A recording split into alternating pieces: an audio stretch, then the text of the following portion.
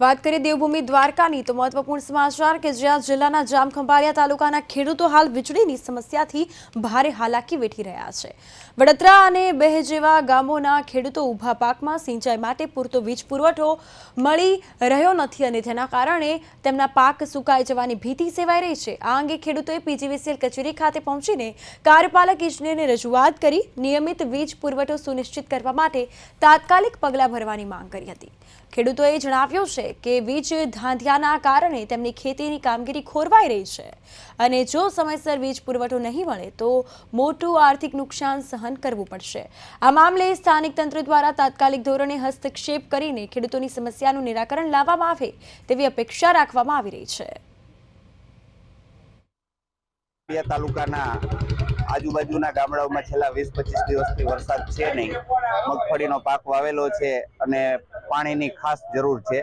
છેલ્લા 8 દિવસથી વીજળીનો એવો પ્રશ્ન છે કે વરસાદ ખેંચાતા પાણીની જરૂર છે।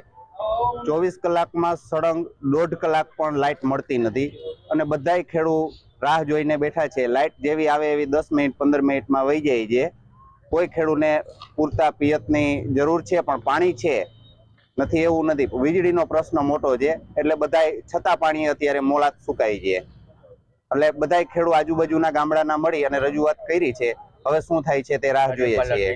એને કારણે આજે આજની તો રાહ જોઈને છેલ્લે મોળાત અમારી સુકાઈ ગઈ છે તો એના માટે આજે અમે બધા ભેગા થઈ જાય બોટ બાવ્યા છે। હવે અમને મહેરબાની કરીને વીજળી આપી દો અને નહીં તો અમારો પાક નિષ્ફળ જશે। હવે અમે પાવડાના હાથો પકડીને ગઈઢામાં રાતની ઉભા છીએ। રાતની વાત જોઈને 24 કલાકમાં અમારો કિયારો એક પીતો છે નહીં તો હવે એના માટે શું કરવું? હા, એના માટે વિનંતી